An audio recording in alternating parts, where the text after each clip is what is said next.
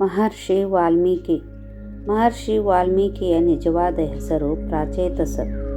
ಪ್ರಶಾಂತವಾದ ಕಾಡು ಪಕ್ಷಿಗಳು, ಮೃಗಗಳು, ಕಾಡು ಪ್ರಾಣಿಗಳು, ಅಲ್ಲಿ ಬೇಡರ ಗುಂಪೊಂದು ಮಾನವರ, ಸಾಧು ಸಂತರ ಸಂಪತ್ತನ್ನು ದೋಚುತ್ತಿದ್ದರು ಮತ್ತು ಬೇಟೆಯಾಡುತ್ತಿದ್ದರು. ಬೇಡರ ಗುಂಪಿನ ಒಡೆಯ ಪ್ರಾಚೇತಸ.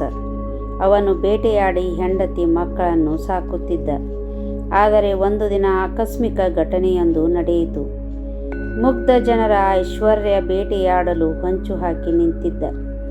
ಅದೇ ದಾರಿಯಲ್ಲಿ ಬಂದ ಪುಣ್ಯಾತ್ಮರಾದ ಭಾರದ್ವಾಜ ಋಷಿಗಳ ದರ್ಶನವಾಯಿತು. ಬೇಡ ಅಲ್ಪ ಸ್ವಲ್ಪ ಇರುವ ಸಂಪತ್ತನ್ನು ದೋಚಲು ಮುಂದಾದನು. ಏನನ್ನೂ ಕಳೆದುಕೊಳ್ಳದ ಭಯವೂ ಇಲ್ಲದೆ ಋಷಿಗಳು ಬೇಡನನ್ನು ಒಂದು ಪ್ರಶ್ನೆ ಕೇಳಿದರು.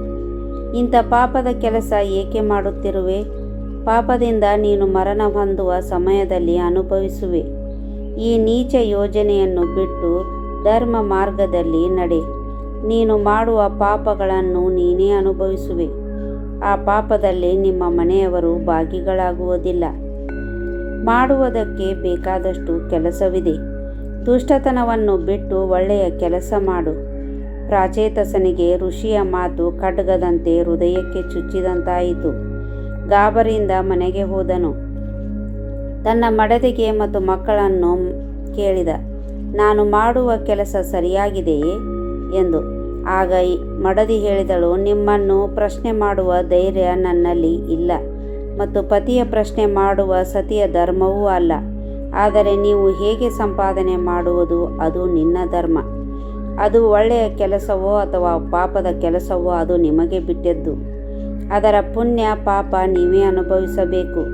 ನನ್ನ ಪ್ರಾಮಾಣಿಕ ಮಾತನ್ನು ನಿಮಗೆ ಹೇಳಿದ್ದೇನೆ. ಇದನ್ನೆಲ್ಲ ಕೇಳಿ ಬೇಡನಿಗೆ ಜ್ಞಾನೋದಯವಾಯಿತು. ಅವರು ಋಷಿಗಳ ಪಾದಗಳಿಗೆ ನಮಸ್ಕರಿಸಿ ಜ್ಞಾನದ ಮಾರ್ಗವನ್ನು ಕೇಳಿದರು.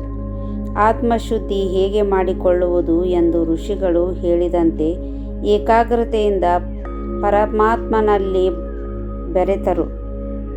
ಜಗತ್ತಿಗೆ ತಂಪನ್ನು ನೀಡುವ ಮಹರ್ಷಿಯಾದರು. ರಾಮಾಯಣ ಬರೆದು ವಾಲ್ಮೀಕಿ ಎಂದು ಕೀರ್ತಿ ಪಡೆದನು. ಎದೆಯಲ್ಲಿ ಸ್ವಲ್ಪವಾದರೂ ಜ್ಞಾನದ ಜ್ಯೋತಿಯನ್ನು ಹಚ್ಚಿರಿ.